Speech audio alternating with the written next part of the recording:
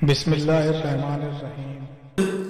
حدیث قدسی میں نبی کریم صلی اللہ علیہ وسلم نے فرمایا ہے کہ اللہ تعالیٰ فرماتا ہے کہ میں نے حضرت آدم علیہ السلام کی مٹی کو اپنے ہاتھوں سے اچھے طریقے سے گوندھ کر اس کا خمیر تیار کیا تھا، پھر میں نے اس خمیر کو 40 سال تک خمیر کی حالت میں رہنے دیا۔ وہ خمیر 40 سال اسی طرح پڑا رہنے کی وجہ سے اتنا خشک ہو گیا کہ وہ ٹھیکری کی طرح بجنے لگا۔ جو کوئی بھی اس خمیر پر ہلکی سی بھی جرب لگاتا تو وہ خمیر سے اس طرح کی آواز آتی تھی جیسے ایک ٹھیکری کو جرب لگانے سے آواز سنائی دیتی ہے۔ اللہ تعالیٰ نے فرمایا ہے کہ میں نے 40 سالوں میں سے 39 سال اس خمیر پر کم کیا اور 1 سال راحت اور سکون کی بارش برسائی تھی۔ یہی وجہ ہے کہ انسان کا زیادہ وقت غم کو برداشت کرتے ہوئے ہی گزرتا ہے۔ 40 سال کے بعد اللہ تعالیٰ نے اس خمیر سے حضرت آدم علیہ السلام کے پتلے کو تیار کیا۔ کئی سالوں تک اللہ تعالیٰ نے حضرت آدم علیہ السلام کے پتلے میں جان نہیں ڈالی تھی۔ فرشتے زمین پر اترتے اور آسمان پر چڑھتے ہوئے اس پتلے کو دیکھ کر بہت ہی حیران ہوتے تھے، کیونکہ انہوں نے اس سے پہلے کبھی بھی انسان کی شکل نہیں دیکھی تھی۔ ایک دن حضرت آدم علیہ السلام کے پتلے کے پاس سے ابلیس اپنے ساتھیوں کے ساتھ گزر رہا تھا۔ ابلیس نے حضرت آدم علیہ السلام کے پتلے پر ہلکی سی جرب لگائی تو وہ کھوکھلا تھا۔ اس پتلے سے مٹی کے کھڑکنے کی آواز آئی۔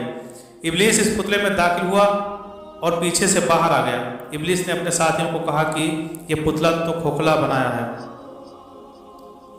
یہ اپنی بات پر ثابت قدم نہیں رہ سکے گا۔ ابلیس نے اپنے دوستوں سے کہا کہ اگر اس کو ہم سے افضل بنایا گیا تو تم سب کیا کرو گے؟ انہوں نے جواب دیا کہ ہم تو بس وہی کریں گے جو ہمارے رب کا حکم ہوگا۔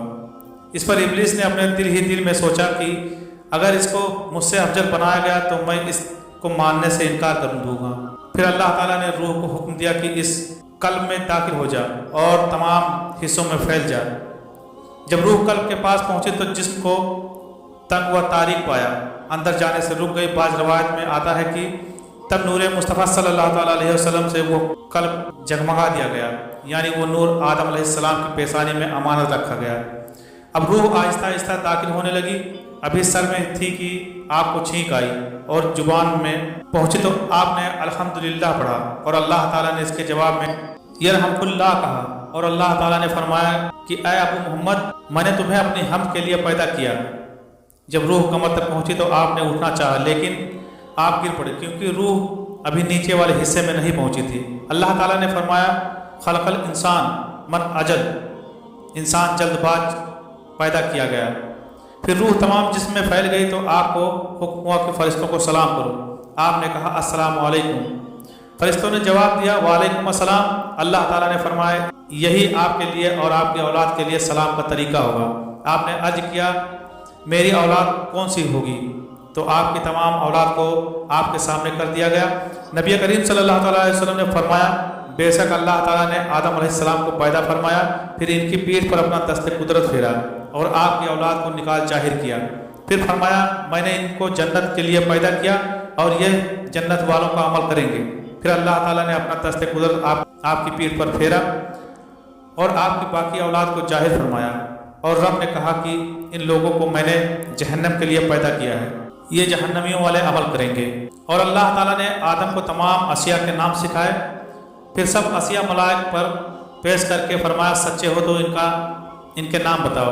حضرت ابن عباس، اکرمہ، قتادہ، مجاہد اور ابن جبیر رضی اللہ تعالیٰ عنہم کا ارشاد ہے کہ اللہ تعالیٰ نے آپ کو تمام چیزوں کے ناموں کا علم عطا کیا، یہاں تک کہ بڑے اور چھوٹے پیالے کے نام بھی بتائے۔ بعض حضرات نے حضرت ابن عباس رضی اللہ تعالیٰ عنہما کی طرف قول منسوخ کرتے ہوئے کہا کہ آپ نے فرمایا کہ حضرت آدم علیہ السلام کو اللہ تعالیٰ نے ما کان و ما یکون، جو کچھ ہو چکا ہے اور جو کچھ ہونا ہے، سب کا علم عطا فرمایا۔ پہلے معنی اور اس معنی کے لحاظ سے مقصد ایک ہی ہے کہ اللہ تعالیٰ نے آپ کو تمام چیزوں اور ان کے ناموں کا علم عطا کر دیا، خواہ وہ پہلے پائی جا چکی ہیں یا بعد میں پایا جانا ہے۔ اللہ تعالیٰ نے آپ کو تمام چیزوں کے احوال اور ان سے دینی یا دنیاوی منافع جو متعلق ہیں ان کا تمام علم عطا فرما دیا تھا۔ ایک قول کے مطابق آپ علیہ السلام کو تمام زبانیں سکھا دی گئیں، اور ایک قول کے مطابق آپ کو تمام ملائک کے ناموں سے آگاہ کر دیا گیا، اور ایک قول کے مطابق آپ کو تمام ستاروں کے نام پر مطلع فرما دیا گیا۔ علامہ آلوسی رحمۃ اللہ علیہ نے مختلف اقوال نقل کرنے کے بعد حکیم ترمذی کا قول نقل کیا۔ وہ حاشیہ ख्वाह अलवी हो या सफली, जोहरी हो या अर्जी, इन तमाम के अस्मा को अल्लाह ताला के इसमें ही कहा जाता है, क्योंकि तमाम चीज़ें अल्लाह ताला की जात पर दलालत करती हैं और अल्लाह ताला की जात के जलवे तमाम अशिया से जाहिर होते हैं, अगरचे अल्लाह ताला उनमें मुकीद नहीं होता। तफसीर रूहुल बयान में लिखा है कि खुदा बारी ताला ने रूह से मुखातिब होकर फरमाया कि जिस तरह तुम ज़बरदस्ती से जिस्म में दाखिल हो रही हो, तुझे जिस्म से निकलते हुए बहुत ही दुश्वारी का सामना करना पड़ेगा। यही वजह है कि जब रूह जिस्म से परवाज होती है तो इंसान को इस वक्त बहुत ही दुश्वारी होती है। मदारिजुन नबुव्वा लिखा है कि रूह का जिस्म में दाखिल होने से इनकार की असल वजह यह है कि रूह लतीफ़ व नूरानी है, जबकि जिस्म आदम कसीफ व जुल्मानी है। जब अल्लाह ताला ने समय जमाल मोहम्मद सल्लल्लाहु अलैहि वसल्लम को जब हज़रत आदम अलैहिस्सलाम की पेशानी में दाखिल किया तो रूह बिलतर दूसरे मुबारक और नूरानी आदम अलैहिस्सलाम के जिस्म में दाखिल की गई। जब रूह जिस्म में दाखिल हुई तो तब से रूह ने जिस्म में अपना सफ़र शुरू किया। सबसे पहले रूह हज़रत आदम अलैहिस्सलाम के सर, कानों और जुबान में दाखिल हुई, फिर आहिस्ता आहिस्ता पूरे जिस्म में फैलती गई, सबसे आखिर में हज़रत आदम अलैहिस्सलाम के कदमों तक जा पहुँची। इसके आगे और मजीद कोई राह ना था, इसलिए रूह वापस नाक तक आई। जब रूह नाक के नथनों तक आई तो हज़रत आदम अलैहिस्सलाम को एक जोरदार छींक आई। इंसान के जिस्म से सबसे पहले छींक की ही आवाज़ आई, जो इंसानी जिस्म में रूह दाखिल होने से सबसे पहली आवाज़ थी, वो छींक थी। अल्लाह ताला ने हज़रत आदम अलैहिस्सलाम से फरमाया कि अल्हम्दुलिल्लाह रब्बिल आलमीन कहो। अल्लाह ताला के हुक्म से हज़रत आदम अलैहिस्सलाम ने ये अल्फाज बोले। यही अल्फाज सबसे पहले हज़रत आदम अलैहिस्सलाम ने बोले थे।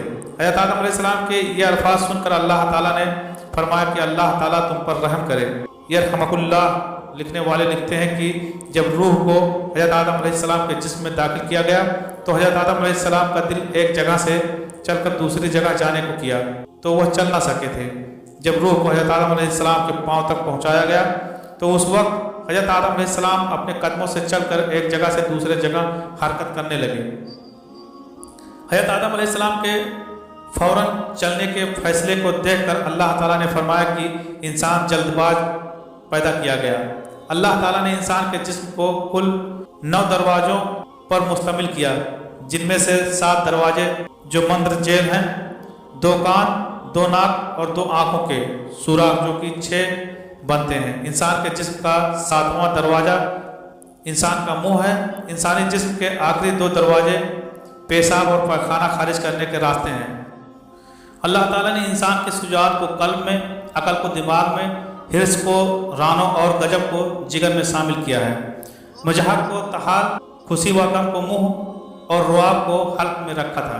बे अल्लाह ताला ने चर्बी को देखने, हड्डी को सुनने, गोश्त को बोलने और खून को पहचानने की ताकत अता की है। जब रूह इंसानी जिस्म में मुकम्मल तौर पर दाखिल हो गई तो दिमाग सोचने लगा, दिल धड़कने और सांस चलने लग गई, कानों में हर तरह की आवाज़ दाखिल होने लगी, आंखों में नूर आ गया, वो सामने सब कुछ चीज़ों को देखने की ताकत रखने लगे। इस तरह जिस्म भी हरकत में आ गया।